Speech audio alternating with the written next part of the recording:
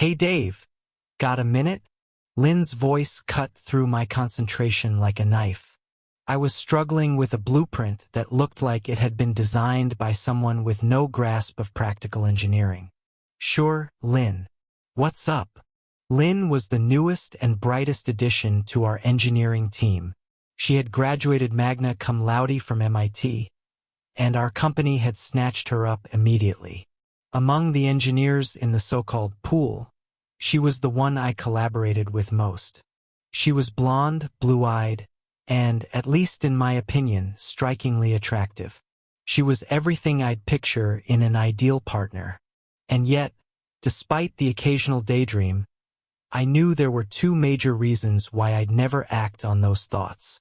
First and most importantly, my wife would have my neck if I ever even considered being unfaithful. And second, Lynn was only 26, I was pushing 50. I couldn't imagine someone her age being interested in someone my age.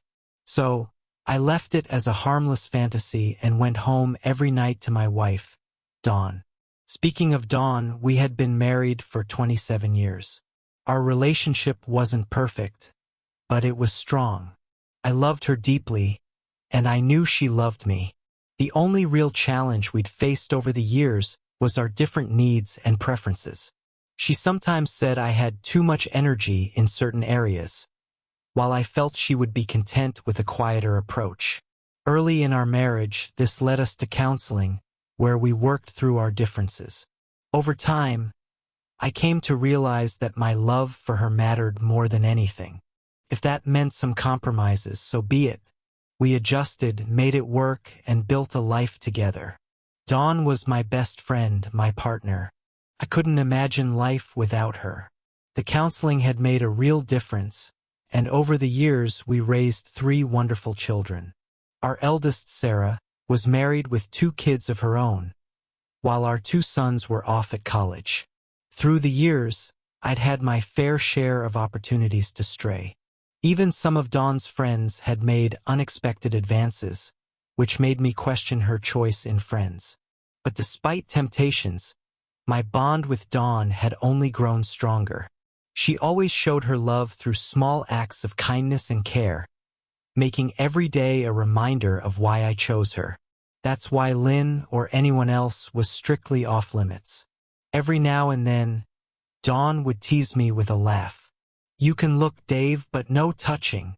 If she ever caught me glancing at someone, she'd give me a playful nudge. So, when she was around, I made an effort to be subtle. When I was alone, though, that caution sometimes faded. Lynn pulled my attention back to her. "Dave, I was wondering if you could help me with something tonight?" "Sure, what do you need?" "I have some furniture I want to move. It's too heavy and awkward for me to do alone. I'd be happy to help. What time should I come over?" "How about right after work? Dawn's in Boston this week, so I know you're on your own. I'll even make you dinner as partial payment." Honestly, I could use the company. It's been pretty lonely. Lynn had broken up with her boyfriend of 3 years a few months ago. Since then, she'd come over to our place several times to talk things through with Dawn. Sometimes they even kicked me out so they could have the house to themselves. Dawn and Lynn had met at a Christmas party last year and hit it off instantly. I suspected Dawn saw Lynn as a stand-in for our daughter, Sarah, who had recently moved away. Meanwhile, Lynn seemed to appreciate Dawn's life experience and advice. Whatever the reason, they became fast friends, and I got used to seeing Lynn at our house or hearing about their shopping trips and girls' nights out. Another reason Lynn had always remained in the fantasy-only category for me, besides her age, was the fact that she was my wife's close friend. "Well, Lynn, you know I like to go home, shower, and change after work. How about I do that first and then come over?" "No problem. Just take a shower at my place. I can wash your clothes while you're in there, so you don't have to drive all the way across town and back." I don't think that's a good idea," I said carefully. "Someone might see me at your place waiting for my clothes to dry and get the wrong impression." The truth was, it wasn't Lynn I didn't trust. It was myself. "Oh, come on," she said, smiling. Lynn laughed. "I trust you, and you should trust me by now. I know Dawn trusts me. She's my best friend. Besides, you live way across town, and I'd really like to finish moving the furniture and get you fed before midnight." I hesitated. Probably not the wisest choice, but knowing Lynn as well as I did, I couldn't come up with a solid reason to refuse.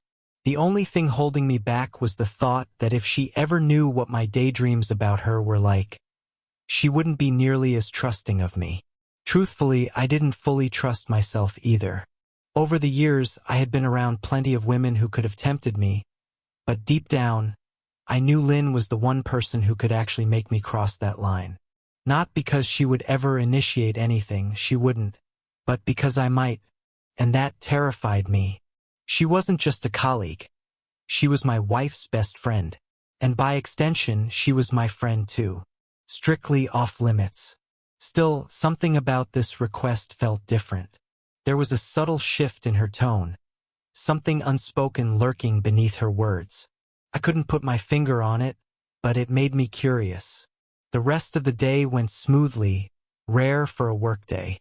By quitting time, I actually felt relaxed, even a little laid back. At the firm, I ran the shop. It was my responsibility, and I took that seriously, just like the 6 managing partners who owned the company did. I had a team of about 30, and I was the oldest among them by at least a decade. My second-in-command, Bill, was sharp and capable, about 10 years younger than me. Over the years, we had built this place into a top-tier machine and welding shop that took on projects others wouldn't dare touch. Our reputation for pulling off the impossible was well known in the industry. I didn't have a formal degree, just a GED and an education from the School of Hard Knocks. But my experience had earned me respect. The partners treated me as an equal. Everyone in the firm was on a bonus plan, and as a manager, I received substantial payouts most quarters. Financially, Dawn and I were in a good place. Speaking of Dawn, she was a successful corporate lawyer, a partner in a firm that operated both nationwide and internationally. She traveled often for work but was home more than she was away, giving us what most people would consider a normal life. As I left work that day, I remembered the spare clothes in my office locker. I always kept an extra set for emergencies, so I grabbed them on my way out. When I arrived at Lynn's place, she greeted me with a bright smile, followed by a slight frown as she eyed the clothes I was carrying. "You drove all the way home?" she asked. "No," I said, shaking my head. "I had these in my office locker. Figured I'd just use your shower instead of waiting for my regular clothes to dry." "Oh." The way she said it spoke volumes. Her tone was casual, but the disappointment was unmistakable. I felt a strange tension in the air, an unease creeping up my spine. Something about this situation felt off. "Lynn," I said carefully, "is there something going on between us that I'm not seeing?" Her eyes widened slightly. "What? Oh no. Really?" she said, too quickly. "I just need your help, and I'm grateful you came. Honest." Her words were too fast, too rehearsed. I knew her well enough to tell she was holding something back. Whether she wasn't ready to say it or just didn't want to, I couldn't tell. But now I was starting to regret coming over. "So, should I shower first? Or do you want to move the furniture now?" I asked.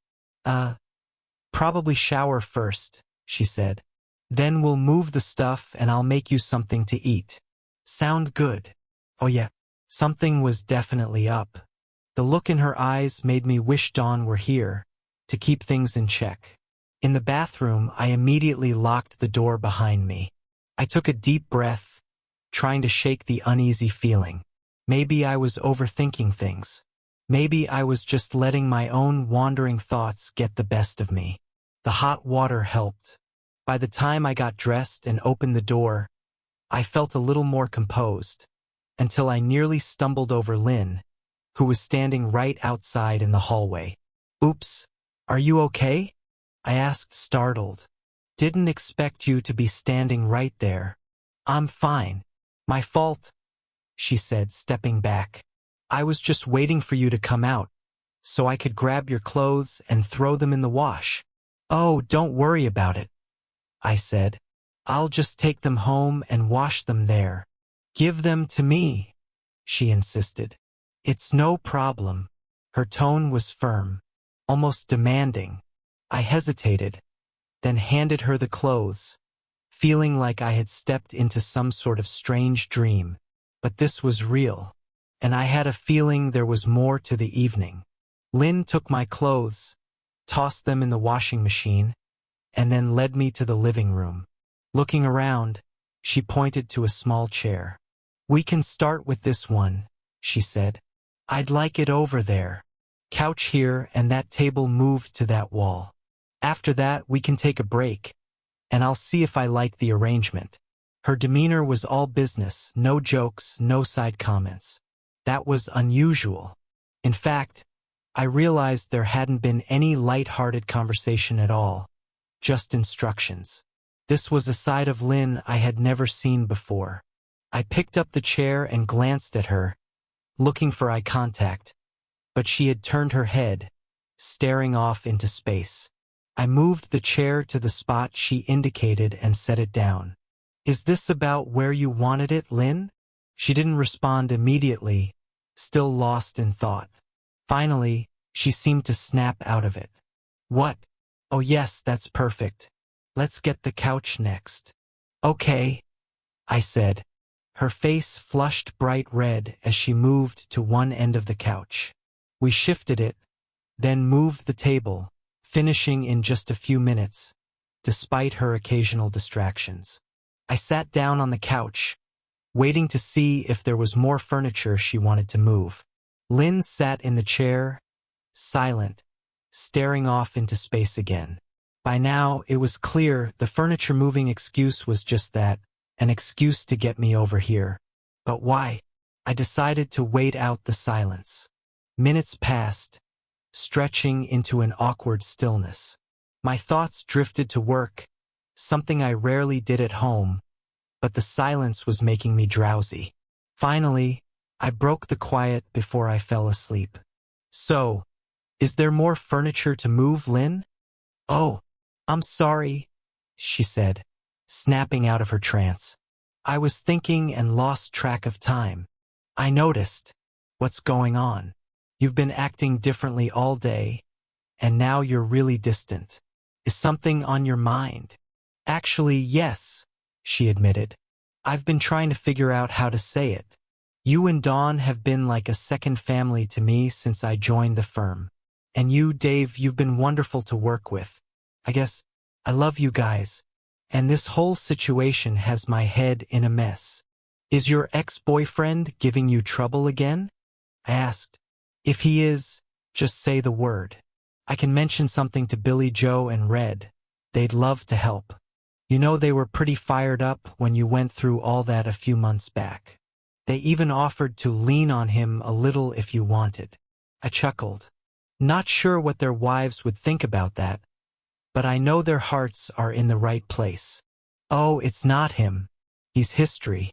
I haven't talked to him in months. No, this is closer to home. She hesitated, then sighed. I wish I didn't care for you and Dawn as much as I do. This is going to be hard to get past. And I hate to see either of you hurt. Especially you, Dave. You're a good man and a damn good manager. I just don't know how things will go once I tell you what I have to tell you. Okay, Lynn, you've gone too far now. You have to tell me what's bothering you. Just say it. I wasn't sure what was going through her mind, but the way she said she wished she didn't care for us as much as she did made me uneasy. For a second, I wondered if she had feelings for me, if she wanted something that we'd both regret later. But I was way off. Okay. She took a deep breath. There's no easy way to tell you this, Dave, but I respect you too much to keep you in the dark. She paused, as if gathering the courage to say it. Dawn and I have gotten close.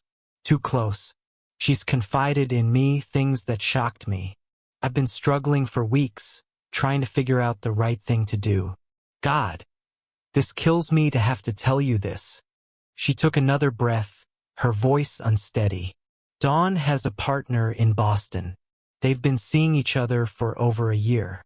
Every time she goes there for a quarterly meeting, she's seeing him. Toward the end of her confession, her words began stumbling over each other, spilling out like a secret she was ashamed to even know. I sat there, too stunned to react. At first, I couldn't process it. Then, piece by piece, it started to make sense. But it was unbelievable. Dawn. My Dawn. She was having an affair? The same Dawn who always seemed uninterested in intimacy more than once or twice a month. Suddenly, I remembered the guys at work joking about pranks they had pulled on people in the past. Okay, I get it, I said, forcing a laugh. You're joking, right? This is some kind of TV prank show. What's it called? Oh yeah, have I just been punked? I glanced around the room, half expecting hidden cameras, waiting for someone to jump out laughing. Instead, Lynn burst into tears. I knew you'd be like this. It's not a joke, Dave, she sobbed. She told me his name and everything. At first, I thought she was messing with me too, so I just smiled and nodded. But then, I realized she was serious. She had actually been meeting up with this guy. And you didn't think I had a right to know sooner? I know it's hard to believe, Dave, but she's changed. You must have noticed the change in her this past year. Didn't you have some idea that something was wrong? Not a clue. My God. Dawn. She's been doing this behind my back? I can't believe it. I asked her how she could do this to you, Lynn continued. And she just shrugged and said, it just happened with this guy, Steve. She said she felt guilty at first but went back again. She said she couldn't resist seeing him. It was different, exciting for her. She's experienced things with him that she never shared with you. And Lynn hesitated before adding, I think she loves the thrill of keeping it hidden. She even mentioned keeping a notebook. She uses it to cover her tracks. She keeps it locked away in her office bookcase. Oh God, I think I'm gonna. I leapt up and rushed to the bathroom, barely making it in time. Once I calmed down and pulled myself together, my mind started racing. What do I do now? What should I do next? Does she love this Steve guy? Why would she do this? How did it even start? What happened to us? The questions hit me all at once, making me dizzy. A soft knock on the door. Dave? Are you all right? Lynn's voice was gentle, concerned. Please, talk to me. I'm okay, I managed. I'll be out in a minute. I sat there a little longer, gathering my strength. Finally, I stepped out. So, she told you about her affair? Yes, Lynn nodded. Like I said, at first I thought she was joking. But once I realized she was serious, I started pressing her, hoping to make her see the damage she was causing. She told me the affair would end soon, that you'd never need to know. She said she loved you too much to risk losing you. So as long as you were unaware, it didn't matter. I shook my head. She just wanted to let loose for once in her life. Huh? And Steve gave her that chance. That's what she said. I don't get it. Dawn has always had such low interest in any of this. How could she even think about cheating on me? I know, Dave, Lynn said. That's what bothered me too. Early in your marriage, she told me about your differences. She never really understood why she felt the way she did. But she mentioned that her notebook explained things. That she needed to keep things normal with you just like always. Her notebook? I repeated, the fury rising in me. She had actually been using a book to help her hide things from me? She said it's locked in her bookcase at work. The realization hit me like a punch to the gut. Dawn had been keeping this secret for over a year. She had confided in Lynn, who had struggled with whether to tell me the truth. Lynn, who had been like a second daughter to us, had been dragged into this mess. A mess she never should have been involved in. She wanted me to find out, didn't she? I asked. Lynn hesitated, then nodded. You know, I think you're right, Dave. I think she knew I'd tell you eventually. But why? Probably because she wants out of the marriage and doesn't know how else to do it. No, Lynn. She told you she loves me, didn't she? She did. Then she's playing us both. Lynn bit her lip, looking away. If she loved me as much as she claims, she wouldn't have done this in the first place, I said bitterly. No, she knew that if she told you, you'd have to tell me. Because you care about me. Because you respect me too much to hide something like this. Lynn's eyes filled with tears. Oh, Dave. I'm so sorry to be the one bringing all this pain to you. It's not you, Lynn. This is on Dawn. I took a breath. I need to go. Can I take a rain check on that dinner? No, don't go, Dave. Please. Lynn reached for my arm, pleading. I don't want you to be alone right now.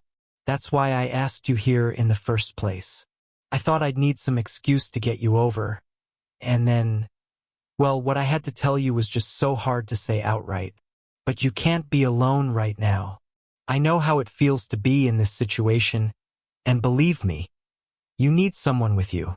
I could see the emotion in her eyes. She was remembering her own heartbreak, her own betrayal, not so long ago. We had supported her through it as much as possible. Dawn, especially, had gone out of her way to comfort her. And now here we were. Lynn, I swallowed. Thank you for offering a shoulder to lean on. I might take you up on that later. But for now, I have a few things I need to take care of. I drove home, my mind spiraling as I replayed our years together, trying to pinpoint where it had all gone wrong. But I couldn't. There wasn't one moment. It was a buildup of things. And now Dawn was in Boston. I had 1 week before she came home. 1 week to figure out what the hell I was going to do next.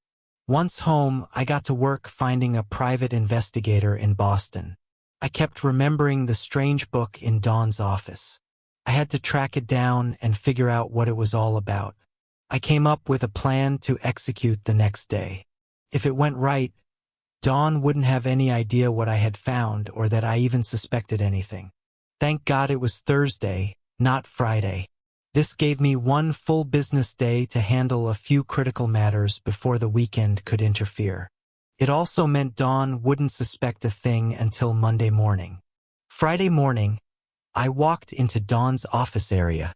It had already been a busy morning for me, and although my life was upside down, I perked up when I saw her secretary, Peg, sitting at her desk, working at her computer. Hey, Peg, I said, trying to keep things casual. Dawn needs a book from her library. It's a personal one, and she asked me to pick it up for her. Oh, did she give you the key to her office too? Peg laughed, referencing the fact that Dawn never locked her office. While the bookcase was locked, her office door usually wasn't. Yeah, along with the one to her heart too, I replied, keeping the mood light and not giving anything away. Peg grabbed the key ring, and we walked into Dawn's office. It only took a second to unlock the bookcase. As Peg pulled the key out, she turned to me, eyeing me curiously. You know, she said, I've never opened this bookcase before. It's funny. Dawn isn't concerned about the office decor, which is worth thousands, but she keeps her law books and other items locked away. Don't you think that's a little odd? Yeah, I've mentioned it to her before, I replied casually. But she says building security keeps out any real threats. I'll be right here if you need anything, Peg said as she left, closing the door behind her. I watched her walk away, remembering how, over the years, I'd sometimes thought about Peg, too. She was married to a decent guy. He was a lucky man to have her.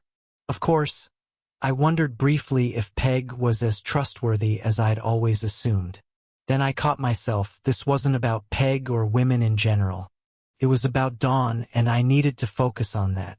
Turning back to the task at hand, I started sifting through the books on the shelves. After about 10 minutes, I found the one I was looking for. How did I know it was the right one? The cover had a generic title about law, but the inside was completely different. It was a guide on how to tell if your spouse is being unfaithful, a self-help book. As I flipped through the pages, I noticed something odd. Certain sections were highlighted in different colors: yellow, pink, and blue. Dawn had marked up the book. That wasn't like her. She was never one to write in books. Just then, Peg walked up behind me, peering over my shoulder, visibly surprised. I stood there in silence as she took the book from my hands. "Oh my God, this is about catching an unfaithful partner," she whispered. "Why on earth would Dawn— Wait, you haven't been unfaithful to her, have you, Dave? That would devastate her." "Actually, Peg," I replied, my voice tight, "I just found out last night that it's the opposite. She calls this book her Bible, and now it's clear she's been using it to cover up her own actions, not mine." "No, no way," Peg said, visibly shaken. "Dawn would never be unfaithful to you, Dave. She's crazy about you. This must be a misunderstanding." "Do you know where she is at this very moment?" I asked. "She has some appointments in Boston with a client," Peg said, then hesitated. "I can't tell you his name, Dave. You know I can't, but I can tell you his first name. It's Steve." "Are you telling me this has been going on for over a year?" Peg looked absolutely shell-shocked, as if the reality was slowly sinking in. I could see her wrestling with herself. Then, suddenly, she opened the book to some of the highlighted passages and began reading aloud. "Oh my God! She's highlighted everything. These are all the classic signs of a partner hiding something. Ways to act, habits to change, everything she needed to cover her tracks. This book has been her guide, hasn't it?" I nodded, feeling the weight of it all. "I can't believe she would use something like this against you of all people, Dave. I'm so sorry." Pai, he sighed. "Look, I'm not ready to confront her just yet. If she calls, please don't mention I was here today." I could see tears forming in Peg's eyes as she nodded, her expression full of regret. She gave me a quick hug as I turned to leave. "Dave, I had no idea. If I'd known, I swear I would have told you." "Thank you, Peg. Don't worry, I won't be making any hasty decisions. I doubt anyone knows about this aside from those two. From what I can see, this book practically gave her a blueprint for secrecy. It literally guided her on how to keep everything hidden, from me and anyone else. If you need anything, Dave, just ask," Peg said, shaking her head in disbelief. "I just can't believe this. I thought so highly of Dawn." "Don't worry about me," I replied. "Eventually, this will all make sense. It'll be a learning experience, and hopefully, it'll hurt less with time. You're a good person, Peg, and you've got a good partner. Keep each other close. That's what counts." I knew my marriage was on fragile ground. I still hadn't figured out my next steps. I didn't know what I wanted or needed in a situation like this.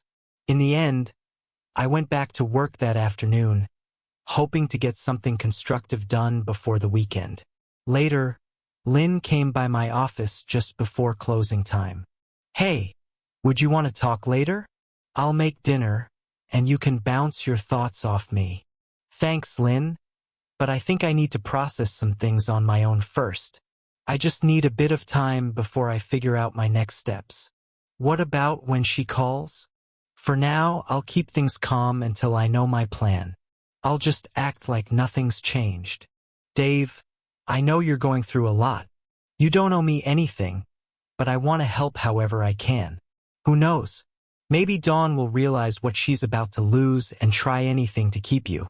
No matter how things turn out, you'll need someone to talk things over with. Please don't shut me out now. Caved. I wasn't entirely sure why Lynn wanted to be so involved, but I had to admit she was right. I needed someone to talk to. I could see myself making some impulsive choices on my own, and in my current mindset, I needed someone who'd call me out if I started going off the rails. Out of everyone, Lynn was the most likely to keep me grounded. You're right, Lynn. Thank you. I'll come by around 7 o'clock or 7:30. Then I'll have dinner warm and ready for you. That evening, Lynn and I were sitting in her living room, talking. We were trying to make sense of why Dawn had done what she did and set it up so I'd discover everything. Have you checked her diary for anything about this Steve guy? Lynn asked. Her diary. I'd completely forgotten about it. Maybe she took it with her, I muttered. I mean, if she even still uses it. Oh, she uses it, Dave. She told me that when she's out of town, she writes in a little notebook and then transfers everything into her main diary when she's back. You might have more information sitting right under your nose. I've never read it. I've never invaded her space, or at least not until all this came out. Maybe now I have a right to know what's in it. I'll come with you, Lynn offered. We drove over to what had been my happy home. Lynn found the diary in an old shoebox on the closet floor, covered by shoes and other items. Here it is. Looks like it's been hiding here for a while. Can you open it? Hey, you're talking to the shop boss now, she said with a smile. We'll get it open one way or another. I took a pair of scissors from Dawn's nightstand and cut the leather strap holding the diary shut. Oh my God! You cut it! Lynn gasped. Yeah, I shrugged. I'm reading her private stuff. But honestly, by the time she knows, things will be pretty chaotic around here anyway. Good point, Lynn replied. Guess it doesn't matter much, does it? I do feel a bit strange doing this, though. I know, I said quietly. This isn't like me at all, to invade her privacy. But these are unusual times. We began reading the latest entries in Dawn's diary, and the contents were eye-opening, to say the least. At one point, I had to step outside to calm down. My frustration with Dawn was boiling over. Her thoughts, written in that diary, were driving me to the edge. In her first entry about Steve, she admitted feeling deeply guilty about betraying me. It was one of the longest entries, detailing how bad she felt and how much she knew it would hurt me if I ever found out. Yet I never saw any mention of a plan to tell me, only that she regretted it. In the second entry, she admitted that Steve had stirred up feelings in her that she couldn't ignore, especially after some drinks. One thing led to another, and she had been unfaithful to me again that same week. In her diary, she first mentioned the book about infidelity. According to Dawn, Steve was tall, dark-skinned, and attractive. He gave her attention and often complimented her. I thought maybe he was like her dream, a kind of ideal she'd been drawn to. I had similar dreams over the years, but I'd never acted on them. What had changed between us that Dawn allowed this to happen? Her diary showed that despite the guilt she felt about being with Steve, one thing remained the same. She still loved me. According to her, she would die if I left her because of this. Soon enough, she'd find out if that was true. I read about how they got closer on that first trip, and how on the second trip to Boston, her self-restraint weakened. She met with him nearly every night that week. In her diary, she described her feelings and thoughts about it. Each time she returned home, she poured out her guilt and shame. The book helped her keep up a semblance of a normal life. As Lynn read through the diary, she started crying. I stepped out for a long walk to clear my head while she continued reading. When I returned, she was digging through Dawn's closet, clearly looking for something. What are you looking for, Lynn? I asked. She has diaries for each year. They end just after she started this one last year. Maybe this isn't the first time. I think it is the first time, I said. But you're right, we should check to be sure. She keeps her old diaries in a box in the library, Lynn said. I'll show you. Turned into a long night. We combed through Dawn's diaries and confirmed that Steve was indeed the first and only affair since our marriage. There was one slip-up just before the wedding, during her bachelorette party, but that had been a one-time mistake. I also noticed that the only diary with a lock was the one I had just cut open. I read carefully about the time she described our life together, her love for me, and even the periods when we'd been in counseling. These revelations clarified some things, but they still didn't help me figure out the way forward. I kept going back to her latest diary. It was clear that Dawn did love me, but somehow, she'd been drawn into this affair with Steve and couldn't stop herself. One thing in her favor was that she had written this trip to Boston was supposed to be her last with him, that she intended to end it. She had even planned to tell Lynn everything, hoping that confiding in her friend would give her the strength to break things off with Steve and return fully to me. She seemed to believe that if Lynn or someone else knew, she'd find the courage to stop. It was a big risk, trusting Lynn to keep her secret and hoping Lynn would remain her friend despite knowing everything. By the time we finished reading, it was around 2 a.m., and I was drained. I asked Lynn to stay the night, and she agreed, settling in Sarah's room while I took the guest room. My usual bed, the king-sized one in the master bedroom, seemed to mock me, reminding me of how fragile my life really was and how quickly things I thought were solid could dissolve.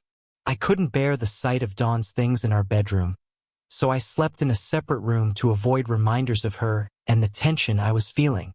I woke up around 10 a.m. and just stayed in bed, trying to gather my thoughts. My mind was restless, jumping from one thought to another without any real focus. Then a knock at the door interrupted the spiral. "Hey, sleepyhead," came Lynn's voice through the door. "You want some breakfast? I'm making eggs, bacon, and toast." "Hey, Lynn." "Yeah, I'll be down in a minute or two. I want a shower first." "Okay, Dave. You doing all right today?" Her concern was evident, and I was grateful to have her around. I wasn't sure how I'd be managing without her support. She'd been a huge help, and I owed her for sticking with me through all of this. "As okay as I can be, considering," I replied. "Yeah, figured as much.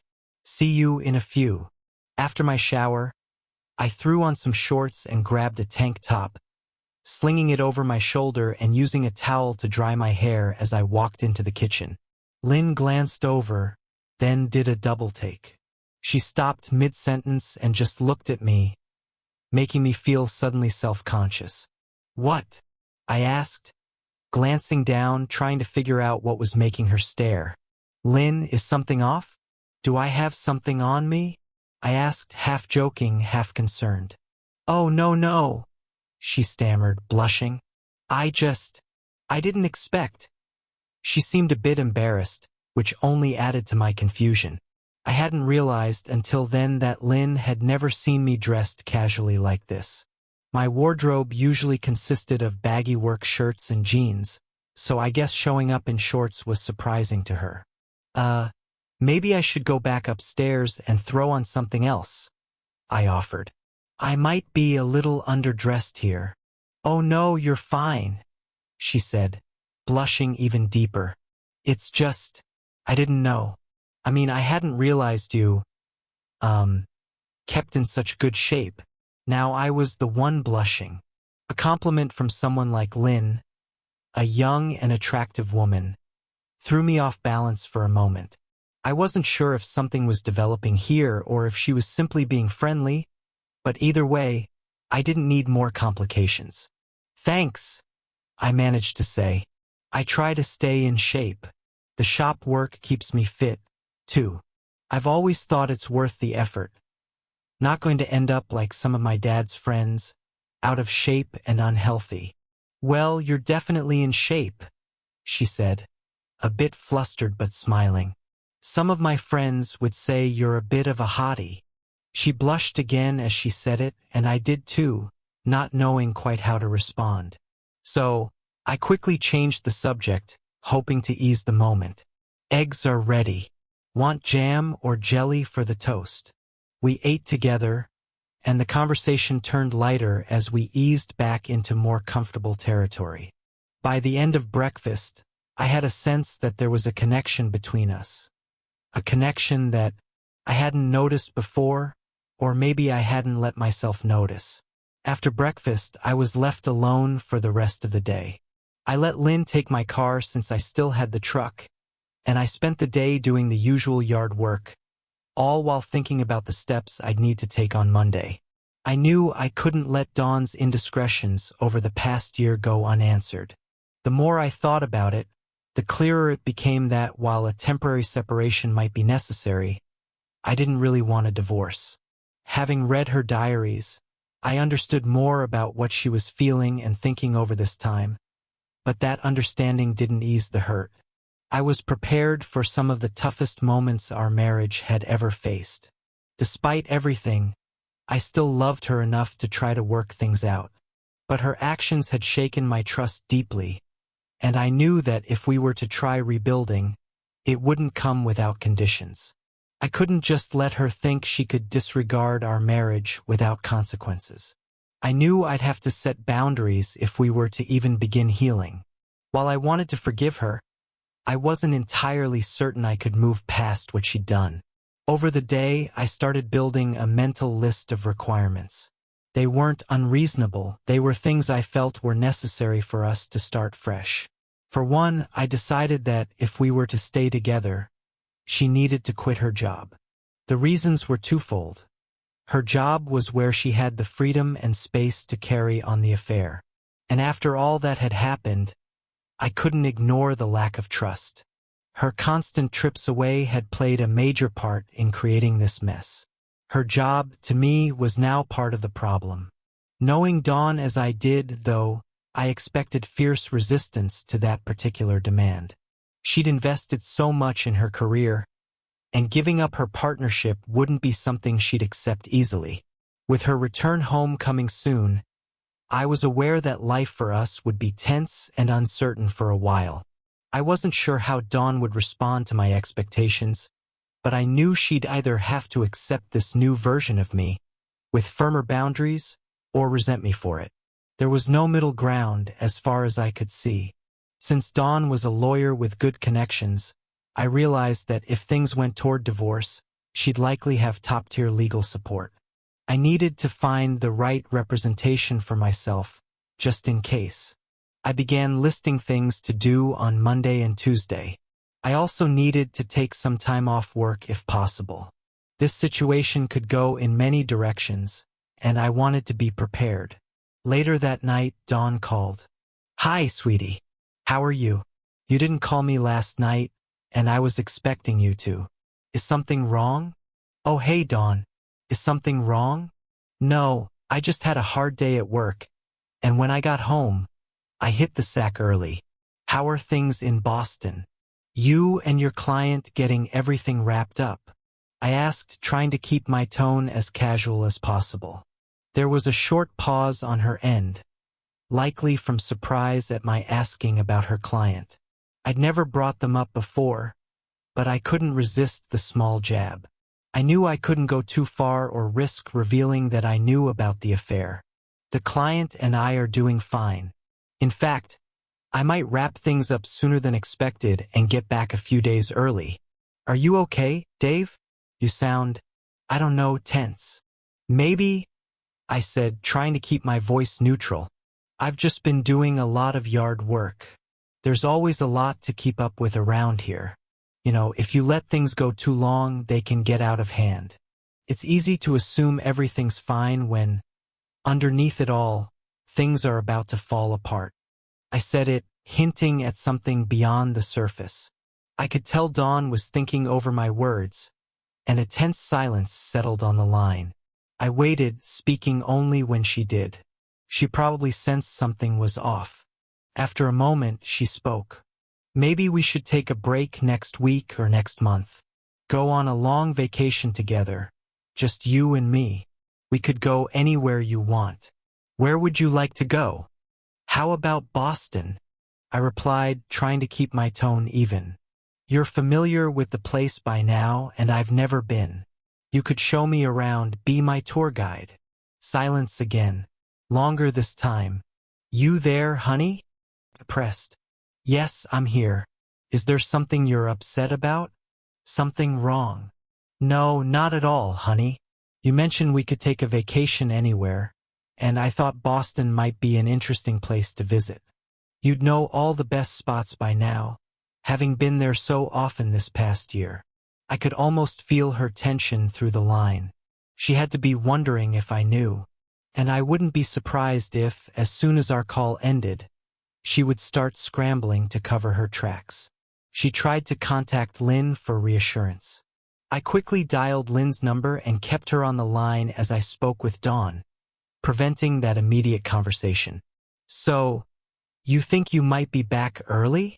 I asked loudly, letting Lynn hear that I was on the phone with Dawn. Yes, that's what I said earlier, Dave. What's going on? You're acting very strange. Dawn, it's just been a long day, and maybe I'm in a bit of a mood. Sorry about that. If you want, I can call you tomorrow, and I'm sure I'll be in a better mindset then. Another pause. Yeah, that might be best. I'll call you. 'Kay, Dave, I love you. You know that, right? Of course, Dawn. Take care. I hung up and turned my attention to Lynn, who had stayed on the line. She's going to call me, isn't she? I asked. What exactly did you tell her, Dave? Lynn asked, a hint of concern in her voice. Only a few veiled hints, just enough to make her wonder. I didn't say anything direct, but I think she'll want to reach out to you soon. I need to make sure she doesn't know that I know. Not yet. Don't worry, Dave. She won't hear anything from me. In fact, I'll play it off like I'm holding back from telling you anything. She'll calm down and assume you were just in a bad mood. Lynn, I could never betray you. When Dawn told me about her involvement with Steve, my heart broke for you. All I could think about was how deeply it would hurt you. Thank you, Lynn. I know you care, and you know I think the world of you, too. I'm going to call it a night. She'll probably be calling you any minute. Yeah, I'm sure she will. Good night, Dave. Sleep well. Love you and all that stuff. Her words caught me by surprise. Lynn had never said anything like that before, and there was something in her tone that hinted at feelings beyond simple friendship. The next morning, I finished the yard work and went for a run. When I got back, I saw Lynn on the front porch holding 2 large iced teas.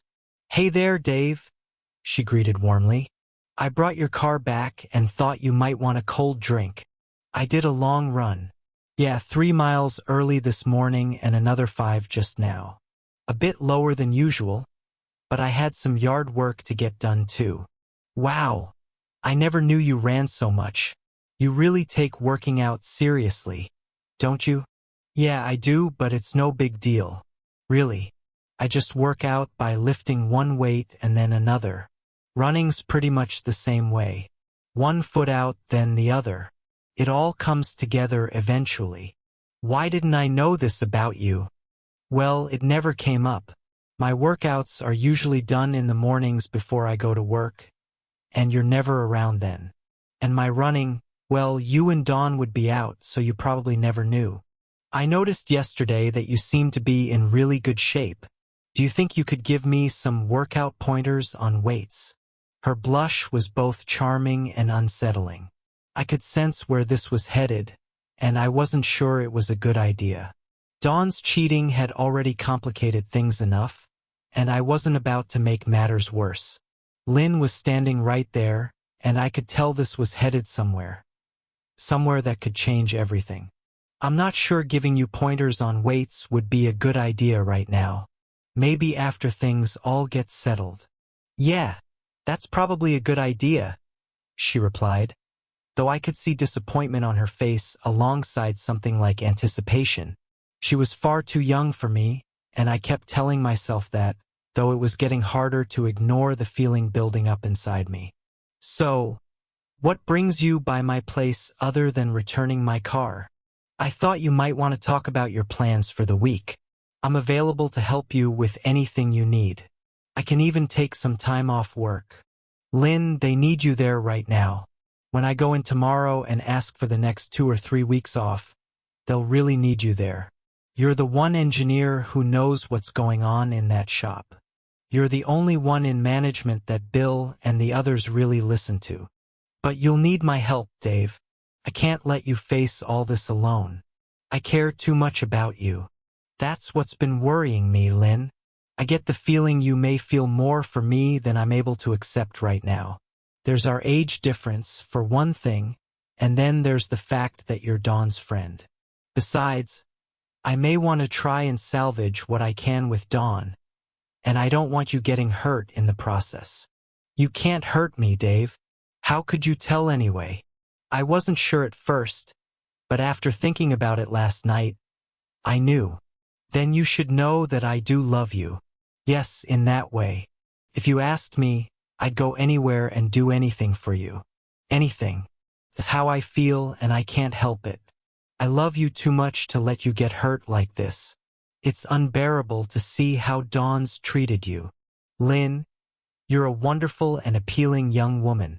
I've often wished I were 20 years younger and single. I don't think this situation would be good for either of us," I said, my voice steady but filled with regret. "If Dawn and I did reconcile, I wouldn't want us to look back on something with regret. I also don't think a relationship would work well at work. I'm not sure we'd get along in other areas either. As much as I want to embrace you and run from everything logically, that would be the worst thing we could do. I care for you, Lynn, and right now, with my mind the way it is, I don't think I'd be the right person for you to get involved with. Maybe if Dawn and I split up and divorce later on, I'd love to ask you out and date you. Maybe even develop deeper feelings for you, but not now. Not like this." Lynn looked at me with a sad smile, her eyes reflecting a pain that mirrored mine. "Dawn is the biggest fool on earth," she said softly. "She has a great man like you, and she's taking an incredible risk. She has to know that she could lose you over this. She has to know that she's treated you badly." "She has," I replied quietly. "And you, Dave, are the most honorable person I've ever known. You know, you could be with anyone, yet you're staying true to your vows. I admire that so much. God, I care about you so much." Lynn pressed close to me, and for a brief moment, she embraced me tightly. Then, pulling away quickly, she ran, not walked, down the sidewalk out of my sight. I saw tears in her eyes as she left, and my heart twisted painfully. I wanted to chase after her, but that indecision kept me from doing it. It had been such an intense weekend, so eye-opening and life-changing. Monday would bring hard changes, changes I hoped I was ready for. I'd made some tough decisions, the first being the legal aspect, a separation. I wasn't going to file for divorce yet, but a legal separation would give Dawn and me the time we needed to see if we still wanted to be together. I knew most separations led to divorce, but I needed to know in my heart if I still loved her enough to try to make things work. If not, we'd need to divorce. Both of us had to be on the same page, and I truly wasn't sure where I stood yet. I didn't know how Dawn would feel after I presented my ultimatum. The next 3 days passed quickly, and although I took time off from work, I still managed to address some pressing issues. Lynn called several times each day, either about work or about the situation with Dawn and me. Meanwhile, I checked in with the private investigator I'd hired on Friday. I wanted to know if they'd found anything yet. They assured me they were still on it, though they preferred more time. They promised that if something was going on, they'd find out. My offer to pay whatever it took seemed to motivate them. I was eager to learn what they had discovered over the weekend. The lawyers were a bigger challenge. After some searching, I reached out to a family law firm located out of town that had been recommended to me. After confirming they had no connections to Dawn's firm or colleagues, I hired them. They began drafting the necessary paperwork for a separation agreement, and just in case, they had divorce papers ready as well. At home, I started packing up some of Dawn's things and organizing them in the garage. She would be the one to move out, not me. I'd worked too hard and for too long to buy this house and make it a home, and I was determined not to lose it in a divorce. I also hoped that if Dawn saw how much she stood to lose, she might think twice about what could happen if we ended up divorced. Wednesday arrived, cloudy and chilly. Dawn had called me Tuesday night, telling me she'd be staying the full week. I knew the detectives were supposed to call me and arrange to send the findings to me and my lawyers today. So Dawn's late-night call had only added fuel to the fire in my heart. I drove into the city to pick up the paperwork on our separation from my lawyers. Later, on my way home, I stopped by work for a quick check-in. The shop was running smoothly as always. Lynn was at my desk working on some drawings. When I peeked around the corner, she smiled. Wow! Leave for a few days? And look who's taken over my desk. Dave, I'm so glad to see you. Can we talk later? It's about Dawn. Yeah, my place. I'll be home with no plans to go anywhere. I'll see you after work. She had been standing when I entered the office, but as I turned to leave, she jumped up, gave me a quick hug, and a kiss. Then, she sat back down. Whoa, what was that for? I asked, surprised. Just wanted you to know I still feel the same way about you. About us. Luckily, no one had seen us kiss or hug, but it had been close.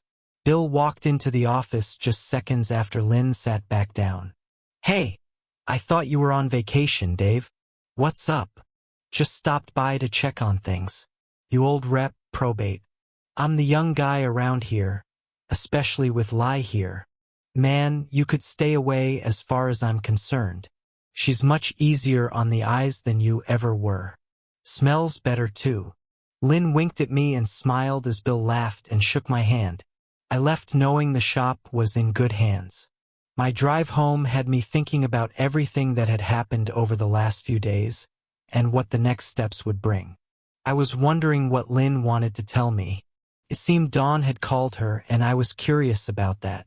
At home, the phone rang. Mr. Jameson? Yeah, this is Dave. We've got what you need. I've emailed you the report and some JPEGs.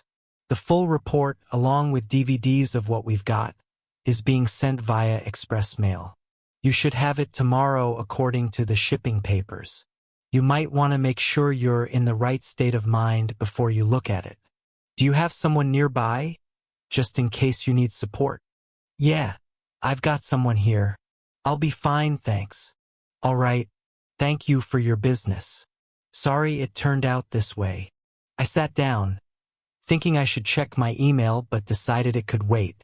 I couldn't bring myself to look at it just yet, especially if it was about something I already feared, something we both knew Dawn shouldn't be doing. A bit later, I heard Lynn walk in.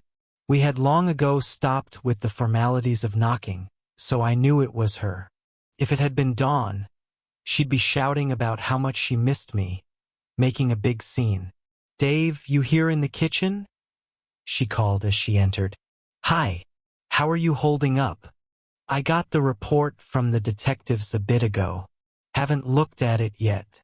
They said thanks for your business, and sorry it turned out this way, so I expect it's not going to be good news. We knew that already, though. Shall we go look at it? I guess, I said. I don't really want to see her doing it, but it'll come out eventually. Might as well get it over with. I felt resigned to what was coming. Lynn seemed upbeat despite everything, and I couldn't help but wonder why. Once online and in my email, my worst fears were confirmed. Seeing Dawn in the arms of another man was unbearable. First I raged, then I cried, then I just felt numb. The rage returned, and I suddenly wished I had pushed for the divorce instead of just a separation. Lynn was there beside me through it all. She hugged me, cried with me, and even raged with me, but there was something she was holding back. I could tell there was something she knew that she wasn't telling me. Finally, she spoke. You know, Dawn called me Monday night. She was worried about you and was asking how you'd been lately. I told her that you seemed preoccupied with something. She didn't like that, but she didn't understand what you could be so concerned about. Even though she told me she'd been dealing with that person in Boston, she didn't seem to want to bring it up with me again. It's strange, isn't it? I mean, she shared it with you, but now she seems to want to forget that, you know. But that's not all. Toward the end of the call, she mentioned that she thought you might have figured out something was off with her in Boston. What did you say to her then? I told her that she deserved whatever happened if you found out about her situation, but I didn't think that was what was really bothering you. So what was bothering me then? Lynn hesitated, then said quietly, I didn't tell her this, but I think what's been bothering you is me. Oh, really? Yes, really. I think you're afraid to let go with me. I think you're worried that if we do something together, like take things further, you might have stronger feelings for me than I have for you.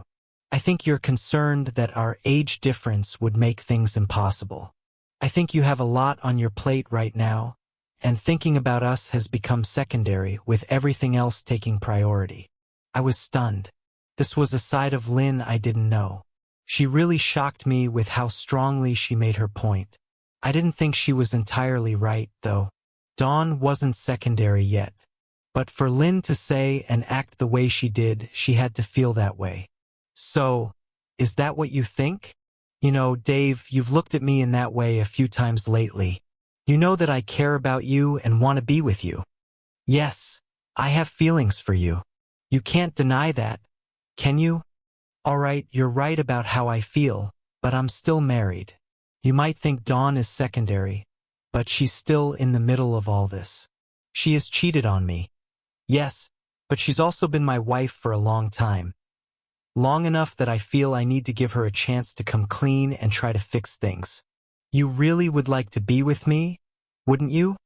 Well, wouldn't you? I was shocked. Lynn had never talked to me like this before, and I wasn't sure how to respond. My mind was all over the place. I knew what I was feeling, but I was still committed to my vows, and that meant I had to make the right choice. I just can't break my vows. Her hands moved away from her body, and I tried to resist. Oh God, Lynn, please. We can't do this. I'm old enough to be your father, I said, desperation evident in my voice. And married, Dave. I can see that you're attracted to me, she said. I know how you feel about me. Lynn, we can't, I said, my desperation rising. I couldn't help but notice her moving toward me. I was struggling to keep my thoughts clear. The reality of the situation hit me. Despite the connection I felt with Lynn, I knew what I had to do. Lynn saw it in my eyes the moment I admitted it to myself. I was overwhelmed by guilt. The love I felt for Lynn and the love I still had for Dawn were battling inside me. I got up but ended up stumbling, sitting on the floor in front of the couch, my head in my hands. Oh God, what have I done? What am I doing? I murmured. We're just going to figure this out, Dave, Lynn said, trying to reassure me. It's okay. You're still married, but we'll see what happens. I struggled to get up, feeling the weight of my decisions. I was scared. Scared of how Lynn might treat me afterward. Afraid that I had ruined my marriage, not knowing what the future would hold. Then a thought hit me. If things went any further, there would be consequences. I had no protection, and that terrified me. What if I became a father again? What would my kids think? What would Dawn think? My coworkers? And even if things went in that direction, I was already married, stuck in the middle of this emotional turmoil. Lynn hugged me tightly, offering comfort. It's okay, Dave. I'm on birth control, so there's no risk. And if things don't work out with you and Dawn, we'll see where we end up. I felt conflicted. It's wrong, Lynn. We shouldn't do this. You don't deserve this. Do you love me, Dave? She asked softly. Yes, I do love you. But I'm married, and my wife has been unfaithful for a year. I know, Dave, but that's why I think this is different. You deserve someone who sees you, who values you. I felt torn. It's wrong. We shouldn't do this. Damn it, Dawn. See where we are now. I collapsed back onto the couch. Lynn was holding me close, hugging me tightly, smoothing my hair. I saw the tears in her eyes and thought that I had hurt her somehow. I started to apologize. I'm so sorry, Lynn. I don't know what to say other than I'm sorry. I took advantage of you, didn't I? I did. I took advantage. You were all mixed up. You were vulnerable, and I know it. I pushed you into this. I messed everything up, and I'm so sorry. Dave, I love you, and I had to try, she whispered, burying her head into my chest as she cried.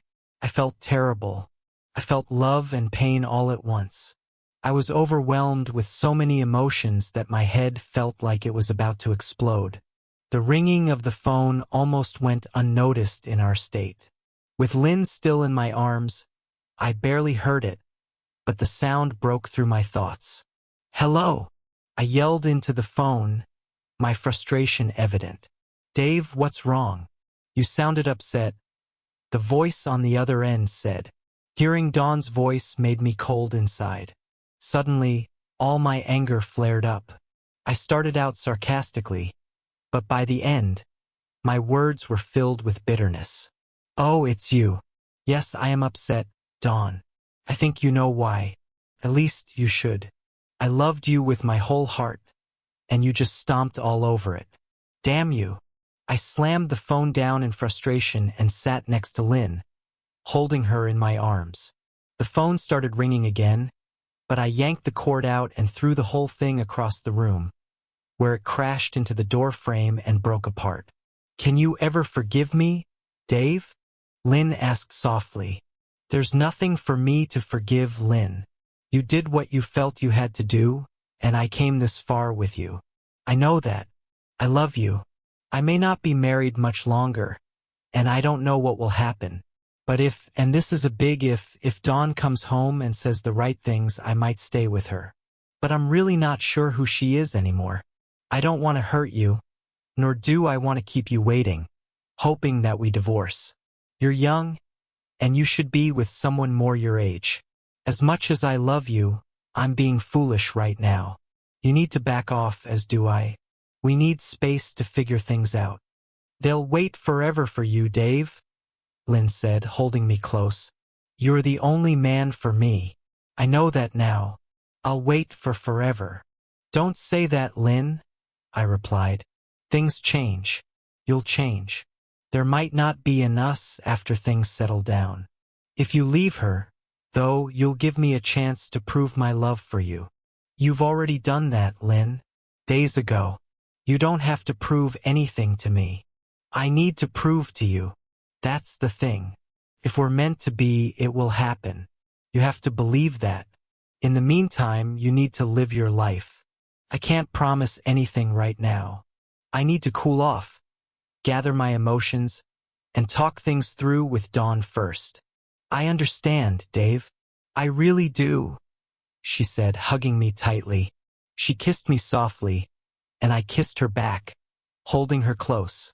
I knew I loved her in that moment, but I also knew I still had love for Dawn. The choices I faced were incredibly hard, and now that Dawn knew I knew about her affair, those choices could either get easier or harder. I didn't know which. Dawn was home the next day. It seemed her client had settled their issue, and she was let go. She came in, eyes red with tears still on her cheeks. She could barely speak, her voice flat. I know, she said softly. I found out a little while ago. You knew.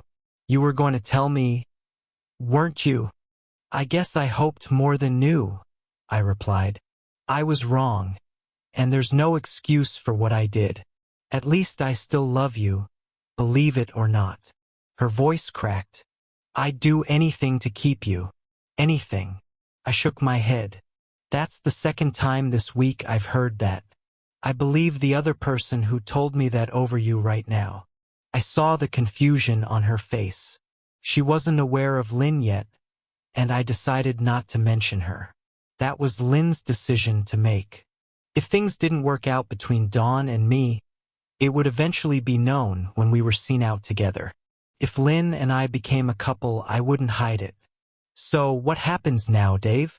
Dawn asked, her voice soft but laced with hope. I filed for a separation, I replied. Not divorce. I could hear the hope in her question. Don't get your hopes up, Dawn. Separations usually end in divorce. Those are the odds. You know that. I think you have a lot of thinking to do, as do I. I can't think with your presence in my home, I said. You'll need to move somewhere else while the separation goes on. Perhaps your parents' place. Understood, she said quietly. I only have one question, I added. Your diaries didn't cover it too well. My diaries? She asked, surprised. After a brief silence, she responded, her voice tinged with anger. After what I found out, of course I did. I had to know what you were thinking, what was in your heart. After all, what if you lied to me about loving me too? No, don't ever say that, I replied, shaking my head. I love you. I do. I'm not lying about that. I do love you more than anything in the world. But not like that. There's nobody else I love the way I love you. You're the only one I've loved. Dawn, please believe me. I began to quote some of the things she'd said to me over the past year. Dawn, you said you had to go to Boston for work. Client needed your help. You said it would be a week-long deal. Then, a couple of weeks later, you said you had to go back to Boston again. At what point were you planning on just leaving and not coming back? I saw her reaction. She seemed lost in thought. Dawn, do you really think someone would want to be with someone who cheated on her first husband and kept it hidden? You're supposed to be smart, but your actions have been completely irrational. Dawn collapsed onto the couch, staring at the ground. It was a moment of truth. I couldn't hide from what I knew anymore. I hired detectives, Dawn. Detectives to spy on my wife, the person I thought I knew. Not only was my wife unfaithful, but she was keeping secrets from me. From everyone. Our family, our friends, our coworkers. You went out of your way to keep me in the dark. I paused. As she cried, I realized my anger wasn't going to help me anymore. The old me, the one who would have been broken seeing her in pain, had begun to change. This was a turning point for me. I knew now that things could never go back to the way they were. I had been thinking that maybe we could fix things, but now I wasn't so sure. Dawn, I just realized it may not be possible to fix this. What I thought and felt for you has left me. For now, you're a stranger to me. I don't know when it happened, but you fell out of love with me. And then you went to great lengths to hide your affair. I don't know how to fix that. I never stopped loving you, she said, her voice trembling. This affair has been killing me. I love you so much, and I know I've hurt you, but I've been struggling with all of this. I tried to keep it under control, but I couldn't. I'm sorry. I looked at her, unsure if I could believe her anymore. You never had any intention of ending it with him, did you? In fact, I think you were looking for a way to make me the bad guy so you could get me to divorce you. Is that what you think? She whispered. You wanted a divorce but couldn't face the seriousness of confronting me with it, so you set me up to be the bad guy and make me ask for it because of your actions. Or were you hoping I'd do something wrong after I found out, so you'd have something to use against me? I bet that's it. Either way, you're about to get your divorce. I filed for separation, but I might change it to a divorce tomorrow morning. My lawyers should have everything ready. No, please not that, Dave. I don't want to lose you. I don't want to divorce. I'm sorry. You didn't deserve this. I do love you. You know that. Please read my diaries, she pleaded. Don't throw away all the years we've had together over this one mistake. That's all I'm asking for. It just happened at a time when I had too many things going on and didn't see what I was doing to you, to us. You're the one I want, Dave. Nobody else. I ended it with him last night. Please, please. Yeah, you love me, but not enough, I said, my voice rising. Not enough to have been the kind of wife I needed. Not enough to stay faithful. Not enough to fight temptation. Can't you see? What you did was taken from me, from us. What you did with him over the last year hurt us both. Is there anything left for us? I paused, frustration mounting inside me. You know what? You need to pack your things and leave, I said. I'm leaving too. I'll be back in an hour or so. You need to be gone by then. I turned and walked out. It was one of the hardest things I had ever done, but I had to do it. I was filled with anger and pain, and the emotions were overwhelming. I loved her, but at that moment I was also angry with her. As I walked out, I could hear Dawn calling after me, pleading with me to stay and talk. But in my mind, all I could think was, what is there to talk about?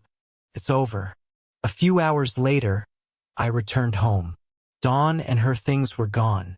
I checked the garage and noticed that most of her things were still there, but a few boxes had been taken. I went back inside and sat at my desk, my mind numb. How had my life gotten so messed up so quickly? Just 2 weeks ago, I had been a happily married man with a great wife, a wonderful home, and good friends. Now, everything seemed like it was falling apart, and I couldn't make sense of it. I remembered holding Lynn not long ago, and even just the thought of it made my emotions stir. I had held someone close, yet I had refused to let things go too far because I still believed in my vows. Why hadn't Dawn held to hers? I didn't understand how we had gotten here. I didn't sleep at all that night. The next morning, Lynn stopped by on her way to work. I could see the questions in her eyes, concern, care, and other things I wasn't sure how to interpret. It was an awkward visit. Hey Dave, I thought I'd stop by and check on you.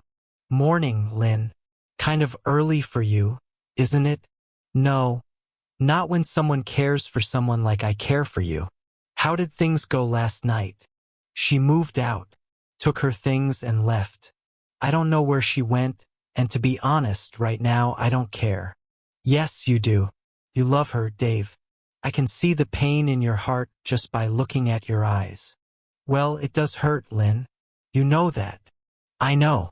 Have a good day at work. Okay? Okay, I will. Are you going to be all right? She asked. You know what? I think you need to get out tonight. Maybe have dinner?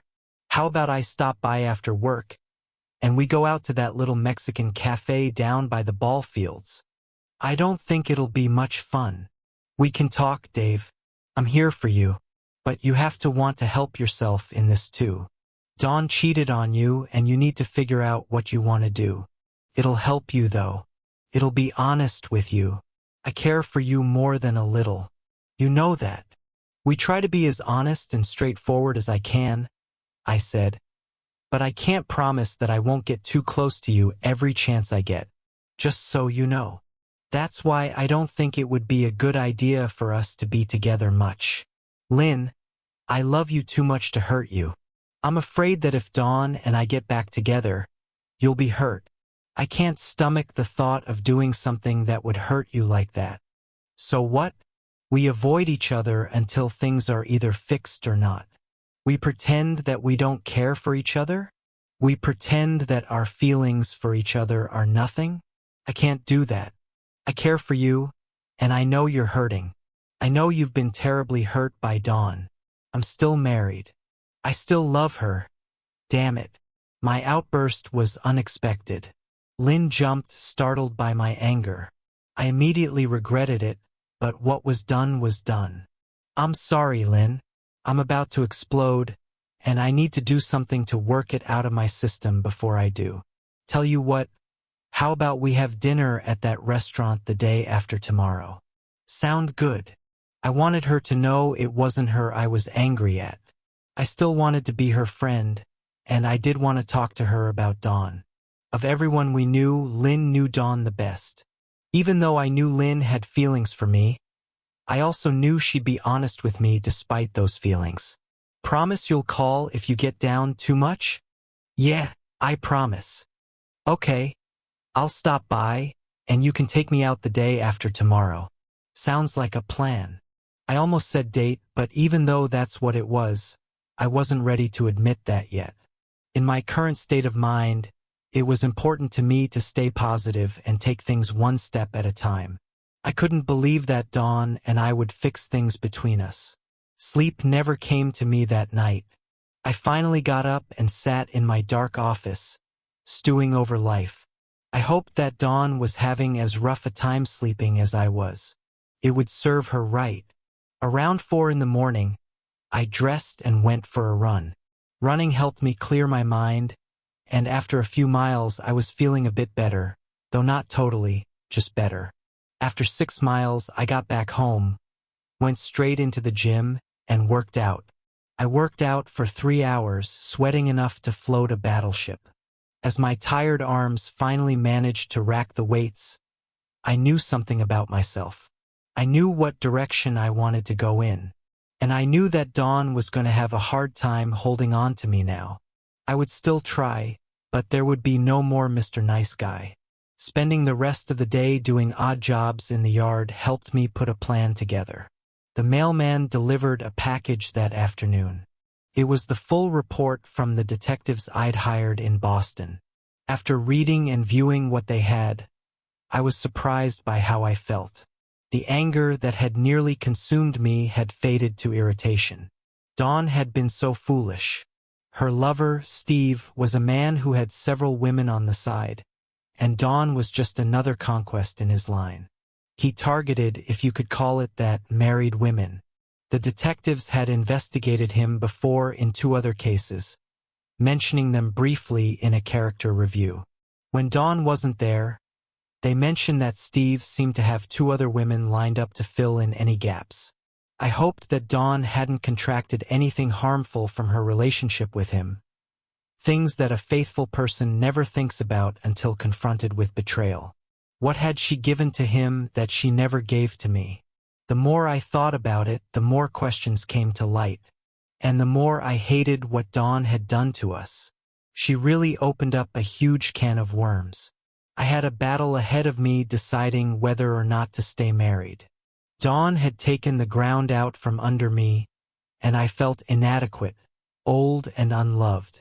Insecurities abounded where there had never been any doubt before. Dawn, on the other hand, had a massive challenge to overcome, regaining my trust if that was even possible. I wasn't sure if I was even high enough in her priorities to be worth keeping over her career. I would find out soon enough. That night I managed to sleep for a while, but it wasn't restful. The next morning, I woke up to a door opening. "Dave, you up?" "Yeah, I'm still in bed. Just a second. I'll be out."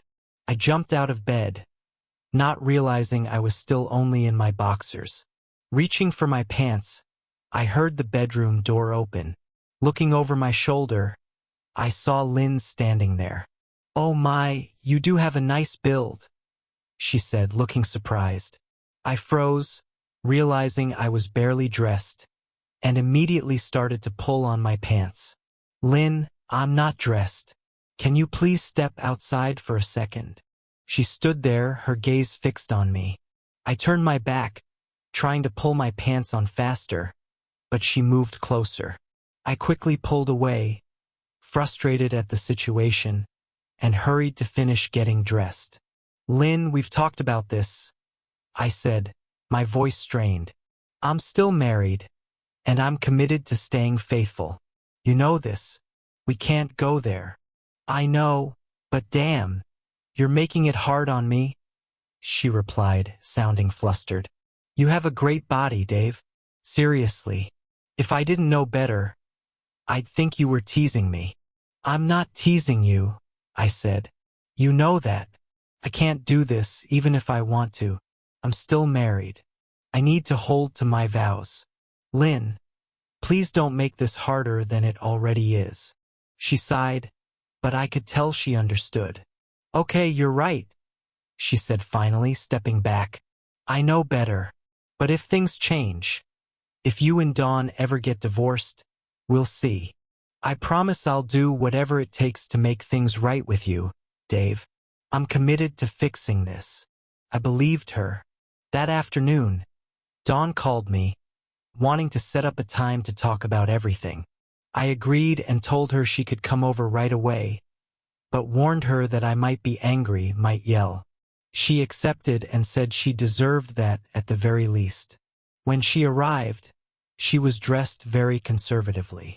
Once I saw her like that, I felt a surge of anger.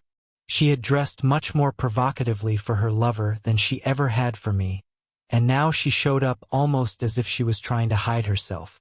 It hurt. It wasn't rational, but I couldn't help feeling that way. She could dress in a way that attracted him, but not for me. I understood that she probably didn't know how I would react to seeing her dressed up, but it still stung. Coffee? I asked, trying to calm myself. Yeah, please, she said, sitting down in her usual seat. I poured her coffee and sat across from her. First of all, I'm so sorry, Dave, she began. She said, her voice trembling. I truly am sorry. I know that isn't much, and it probably sounds hollow, but I never meant to hurt you. I never meant for you to find out. It was over before I went to Steve. It was just an affair. That's all. Oh, that's a relief, I said, my voice thick with sarcasm. I'm so glad you didn't want to bother me with offering yourself in the way you did for him. I'm so relieved that you didn't feel the need to be special for me either. Thank you for sparing me from that. Don't be like that, she said, clearly hurt. I know I messed up.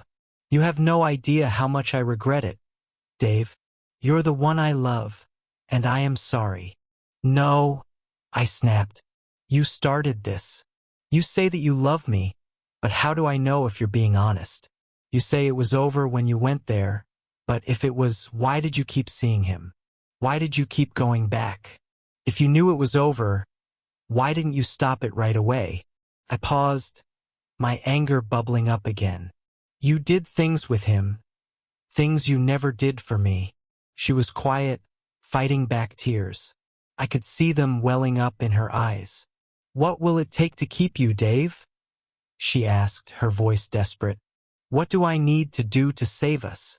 I've thought long and hard about this, Dawn, I said, my voice cold but determined. And I have a few things that I'm going to require of you, and those things are non-negotiable. Are you sure you want to hear them? I asked, my voice low. Yes, she said. I'll do anything, Dave. Anything to make it right. I'll do whatever it takes. Don't make promises you may not want to keep, I warned. I'm not making promises I won't keep, she said. Nor am I making promises I won't want to keep either. Okay, then here goes. These first ones, as I said, are non-negotiable. These are the things you have to do if you want to stay together. Number 1. You need to quit your job. Her shocked expression told me this was something she had never imagined I would ask. Quit my job? She repeated. I won't quit my job. I've invested too many years into it. I'm a partner, for Christ's sake. I can't quit my job. I remained calm in the face of her storm. I had thought this through, and so far she was reacting exactly as I had expected. Then our talk is over, I said. Quitting your job is the one thing I will demand of you. This is a do-or-die situation, Dawn. If you want me, you'll have to quit your job. Period. End of discussion. Now, since you won't quit, I'll just call my lawyer and have them start the proceedings for the divorce. I knew she wouldn't realize how serious I was, but I had hoped she would at least admit that her job played a part in the situation in the first place. Wait, she said, her voice rising. You just hit me with quitting like that? That's unfair. I've worked so hard over the years. Getting that partnership was one of the hardest things I've ever done. You know that. Why do I have to quit my firm? It's because your job is how you were able to be in the position where you cheated on me in the first place. I said. I trusted you. I trusted you, and you walked all over that trust. You had every opportunity. Your job gave you the time and the space to cheat on me. I can't accept that. Your job is the reason all of this happened. You either quit or I'm gone. Just like that. Exactly like that, I said. You can't negotiate this with me. I need you to be home for a while. I can't trust you to be around men all the time. I need to know where you are, not all the time, but for the foreseeable future. I can't trust you, Dawn. You've lost that trust, and you have to deal with it now. She shrank before my eyes. I knew how important her job was to her. She had worked hard to gain respect there. She was an important part of the firm, but this was the big issue, the one thing I figured she'd never allow. Oh, Dave, she whispered. I've really messed things up, haven't I? Yeah, to put it mildly, you certainly have. Quit my job. I'll have to think about that one. There's nothing to think about, Dawn. You quit, and we might have a chance of making it through this. You don't quit, we're done. Right away. I know this is a surprise to you, so I'll tell you what. You go to your place, take a few days to think it over, and we'll get back together on Saturday. If you're willing, we'll discuss the rest of it. Just know this, your job is gone if you want to keep me. That's a requirement. No negotiation. I really hurt you, she said, her voice trembling. I've changed. I can't believe you'd want me to quit, but then I can see why you would too. Saturday, I'll call before I come over, she said softly. Good idea. But if you won't quit your job, there's nothing more to discuss. The lawyers will handle the details. I handed her the business card my lawyer had given me. When she saw the name on the card, she jumped. Her face went pale. Why them? She asked, her voice shaky. They don't have any connections with your firm, I replied calmly. They're also your biggest competitors. I feel I can trust them far more than I can trust my own wife now. It seemed like a thought left unspoken, but the look she gave me made me feel like she might have been thinking something along the lines of I only wish you'd never had to go there. Of course, I could have been wrong. After all, she'd had a second life I knew nothing about for the last year. Oh, Dawn, I continued. Just so you know, I had detectives follow you in Boston, and they've sent me their report. My lawyers have a copy of it. We'll send you what I have too. Her voice became incredulous. You really hired detectives? You left me no choice, I replied, my tone firm but not harsh. I'm sorry. Later that evening, Lynn and I went to dinner. She wore a dress that was nice and stylish, and we were seated at our reserved table. The waiter had Lynn sitting across from me in the booth, but once we settled in, she slid around until she was right next to me. We talked about things that didn't involve Dawn or work, just getting to know each other better. I thought I knew Lynn fairly well, but I quickly realized I hardly knew anything about her. So, you like rock and roll? I asked casually just to see what kind of music she liked. Oh yeah, classic rock, she said enthusiastically.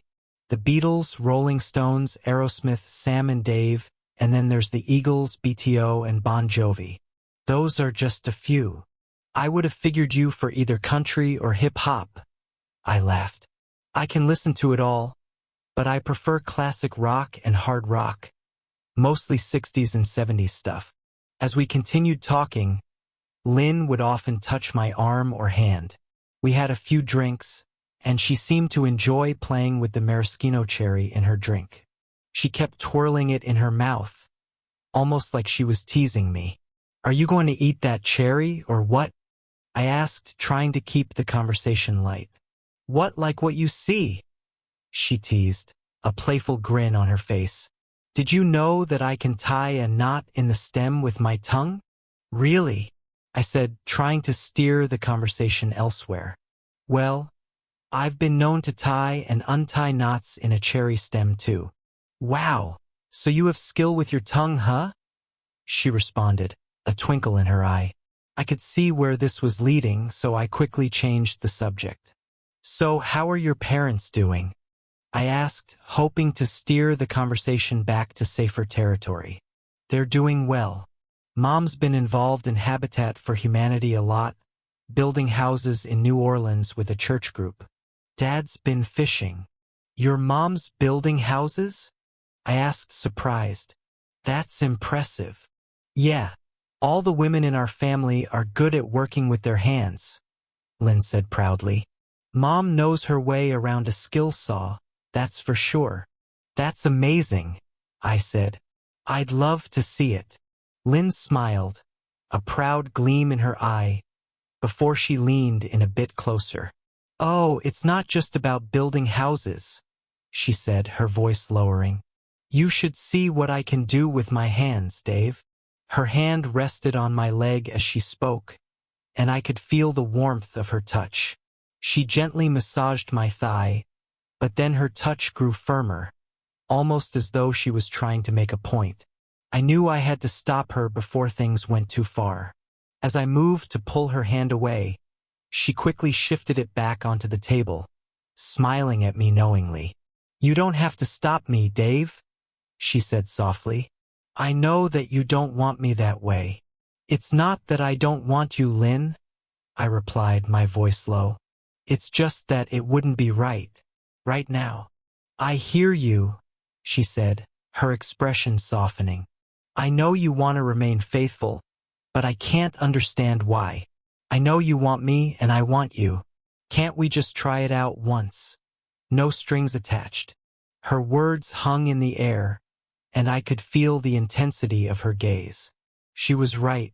I did want her, and I was torn. Everything in my life was in turmoil at that moment, and my guard was down. Putting my arm around her shoulder, I hugged her close.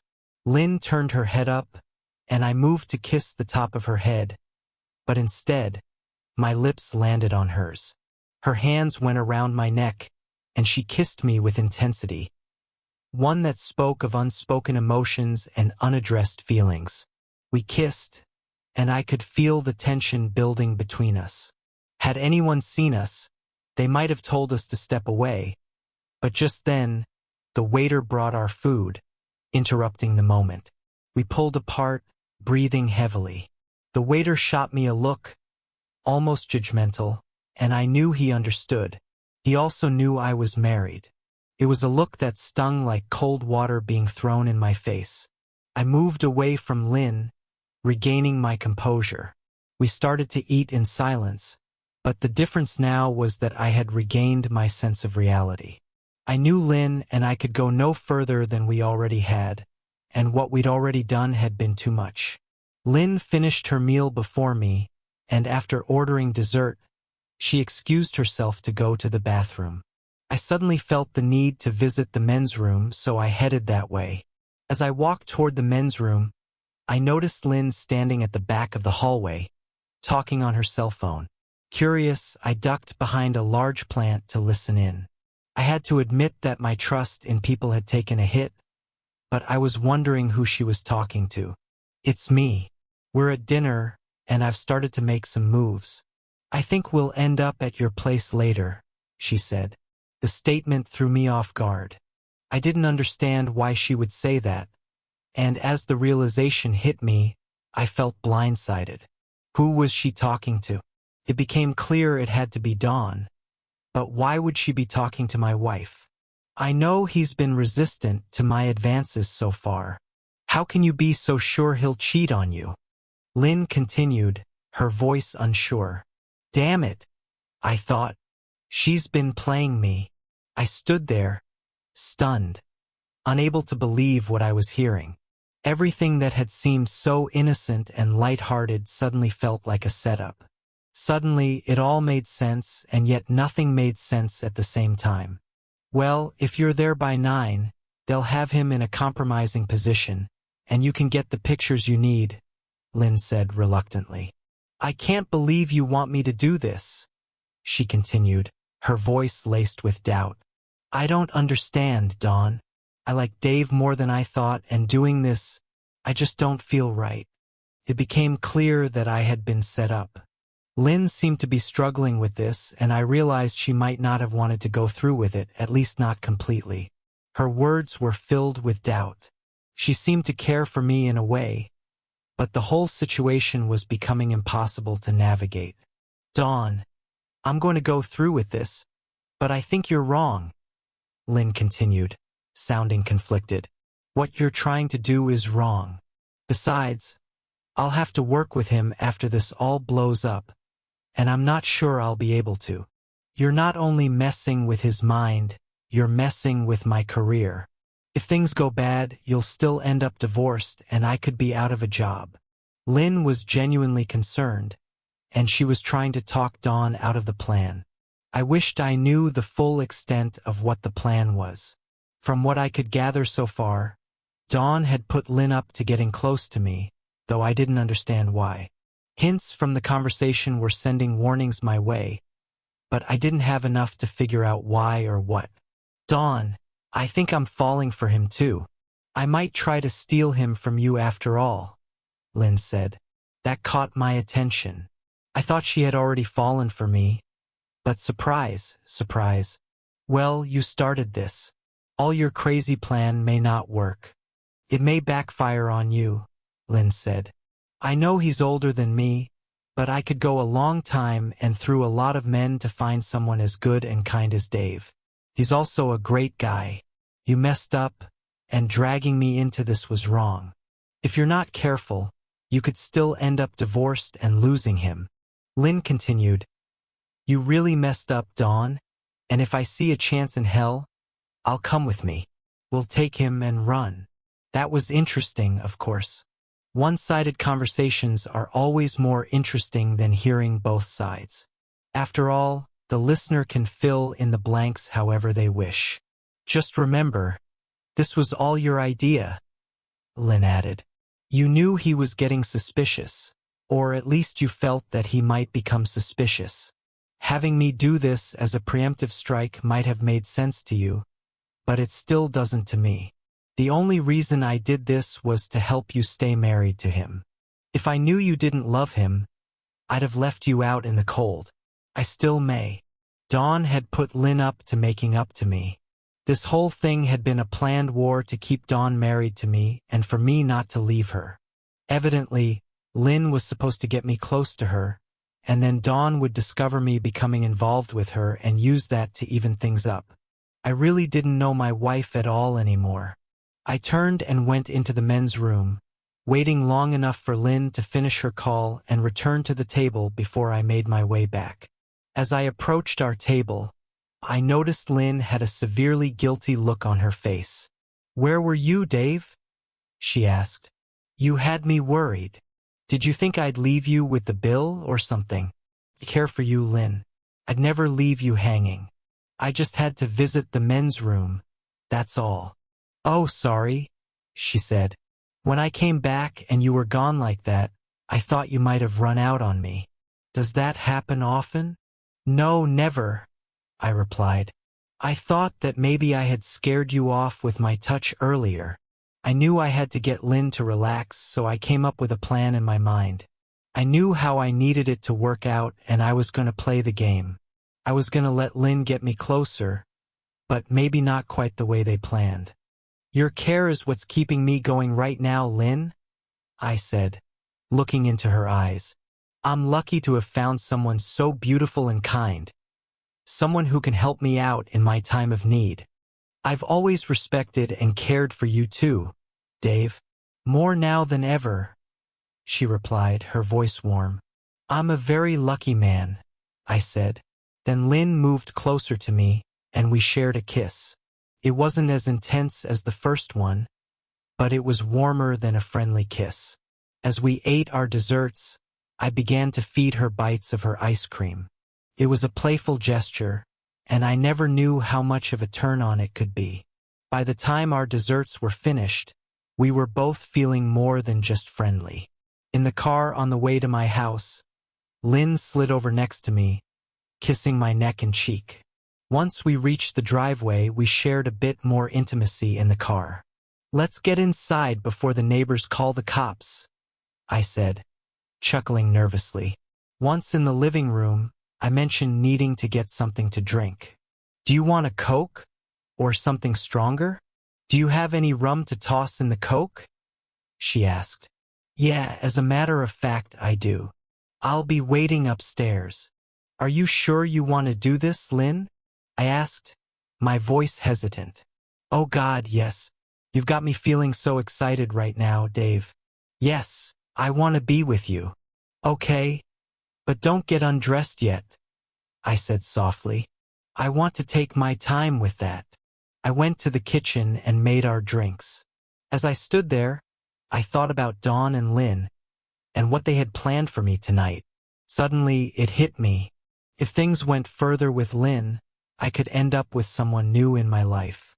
It felt like a strange crossroads after everything that had happened over the past week. I knew this had all started out as a plan for Dawn, but now I was beginning to feel something different toward Lynn. I walked into the bedroom to find Lynn standing by the bed, looking at my dresser. I noticed 2 pictures on it. One was from our work picnic day, where Lynn and I had been paired up for a 3-legged race.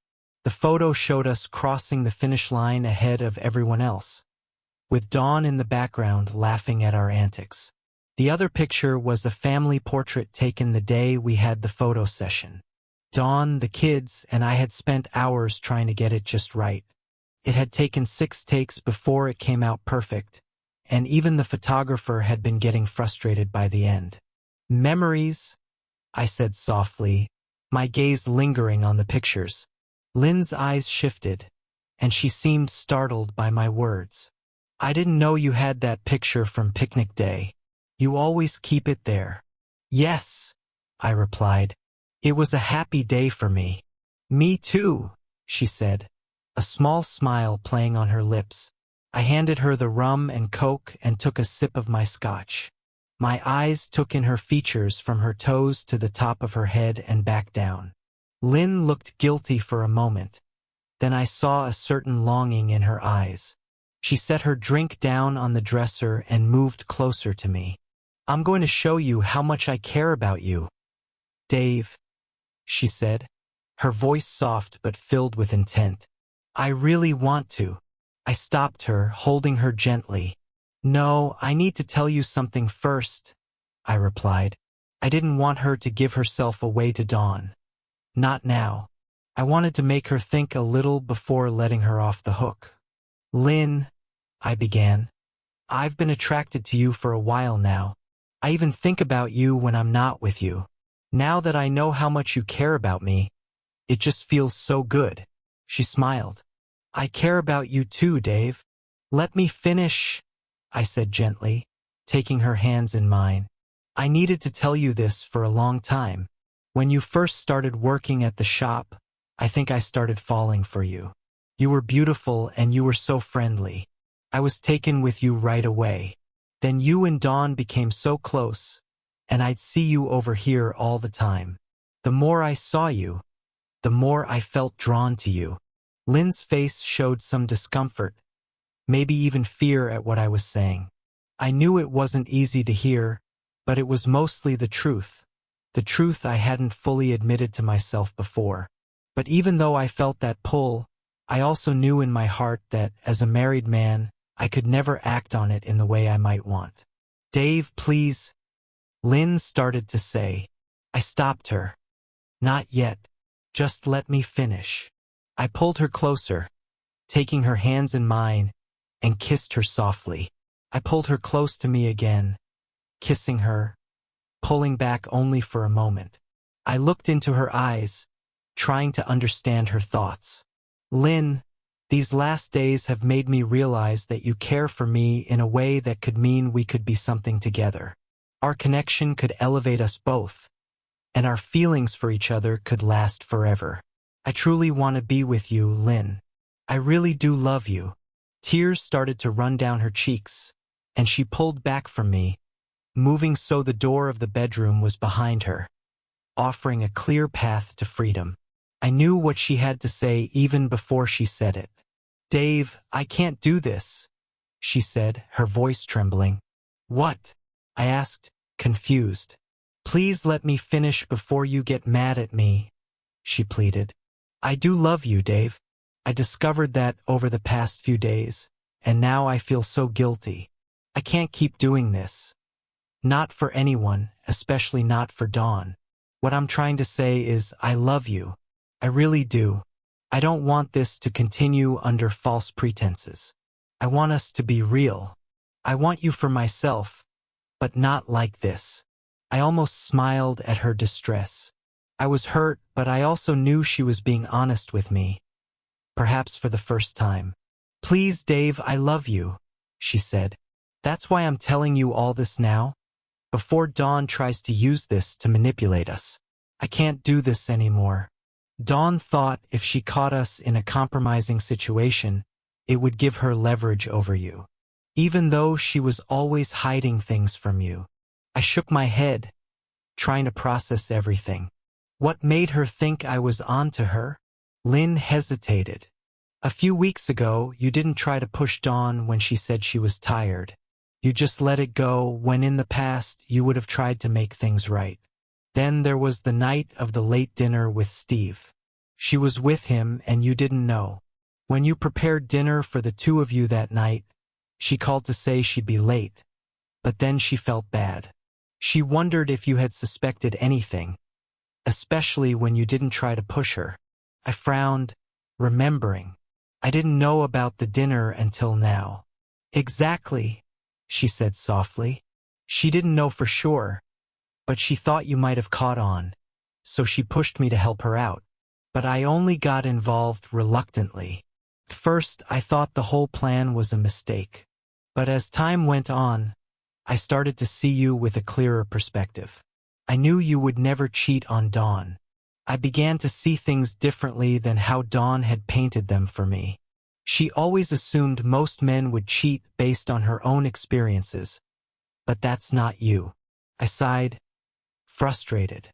"So you helped me go along with this, even knowing it was wrong?"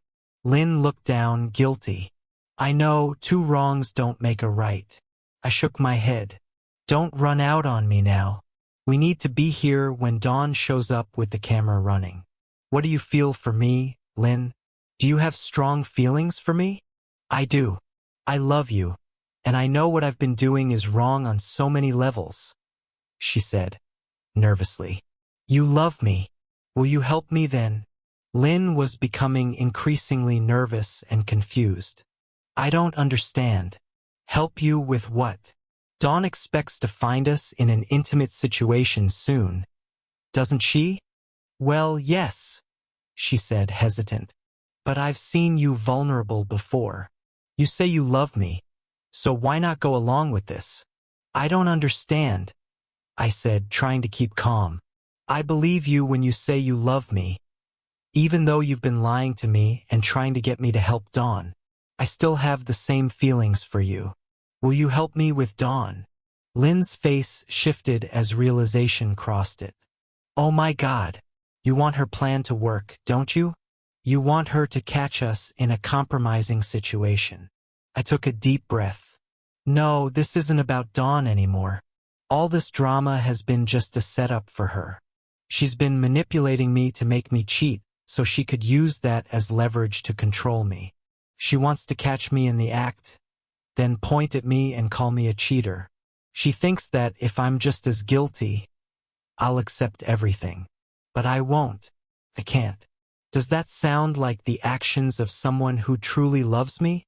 Lynn looked down, her voice barely a whisper. "You're asking if Dawn loves you?" "In her own twisted way, yes.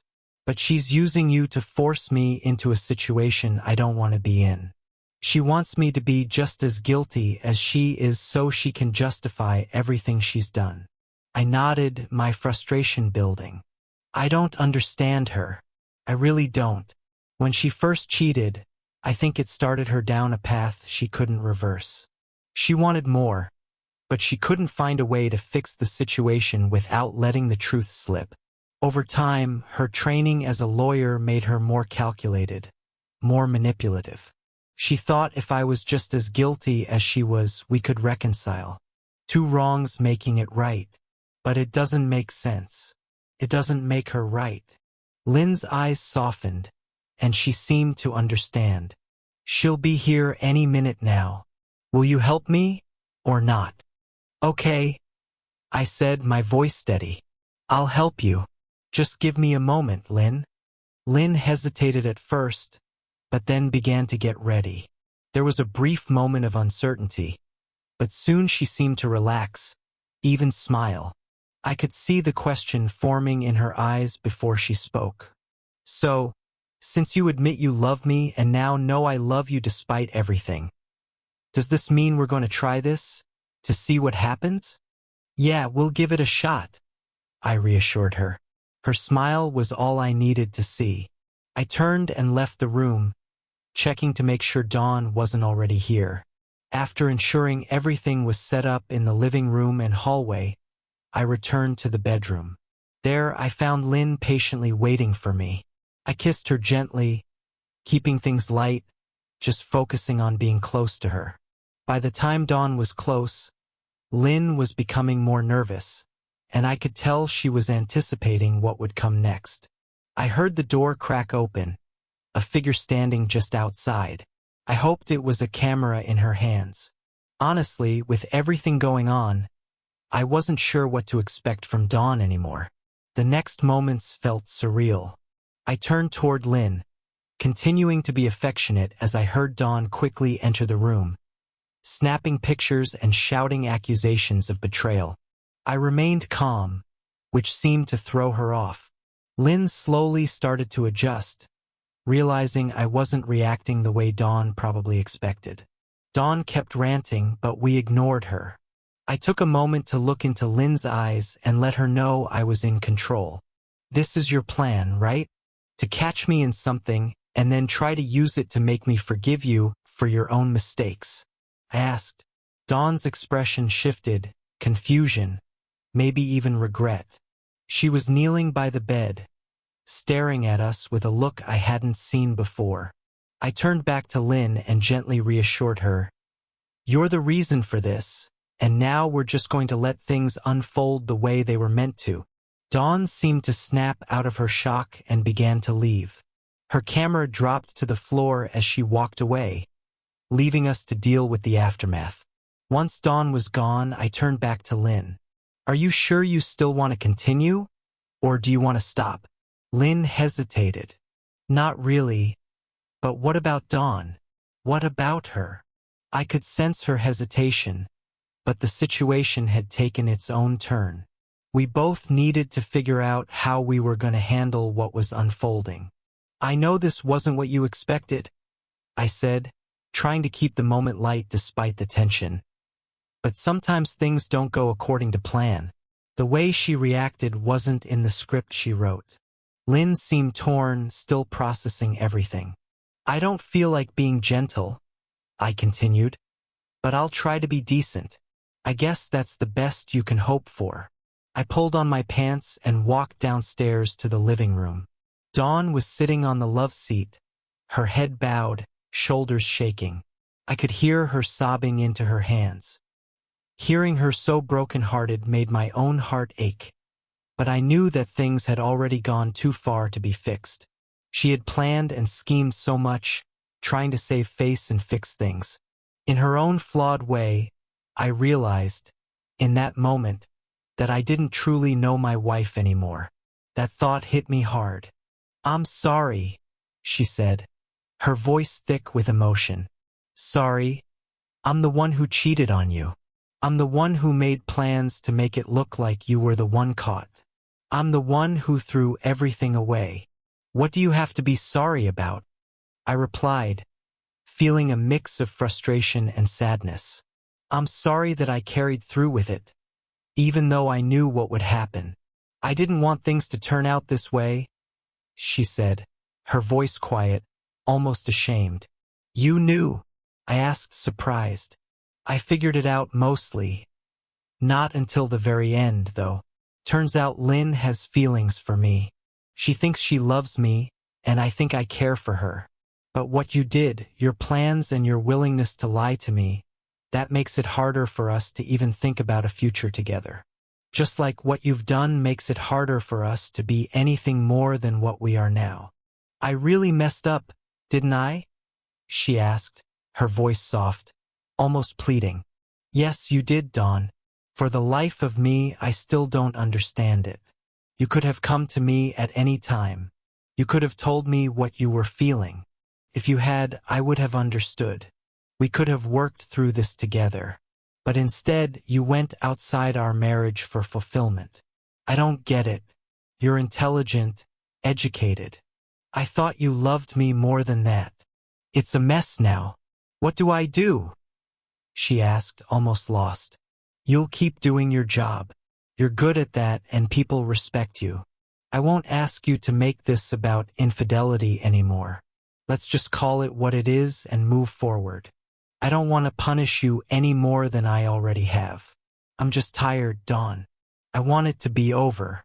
This past week has been difficult for both of us. For you, it's been the last year or so. For me, it's been like I've been torn apart inside. I said, feeling the weight of everything that had happened. I know you've read my diaries, but let's not go there right now. Dawn looked at me, still trying to make sense of everything. I thought I could control things, that if I made you feel guilty, I could fix things. But now I see how wrong I was. How could I have thought that? It's over now, Dawn. There's no fixing it. The plan you had with Lynn, it's just too much.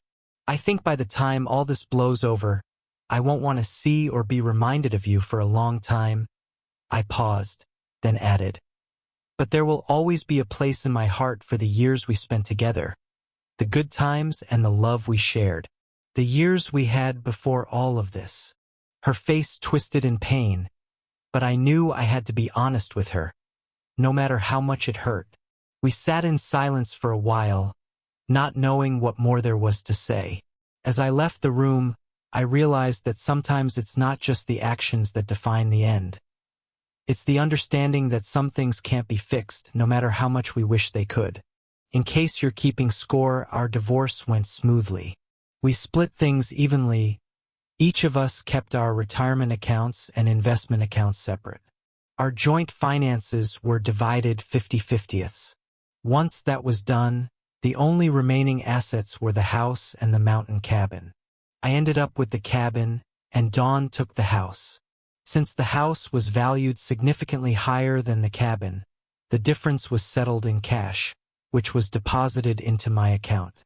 As for Lynn, it turned out I couldn't trust her either. I kept thinking about how she had initially acted at Dawn's direction, and I couldn't let it go. After a couple of months, we decided to call it quits and went our separate ways. While I do miss the connection we had, I've started dating other women, and I'm doing just fine now. Lynn and I still work together at the plant, and I hope that continues. I'm sure that one day I'll find someone else to love and cherish, and I hope they're nothing like Dawn or Lynn. As for Dawn, she's been having a rough time. She doesn't date at all, and I think she still holds on to the hope that I'll come back to her eventually. She seems to have trouble understanding how her actions, her dishonesty, and her choices hurt me and led to the end of our relationship. Thank you for your viewing. See you next time. If you enjoyed this, subscribe to JK Tells a Story for more tales.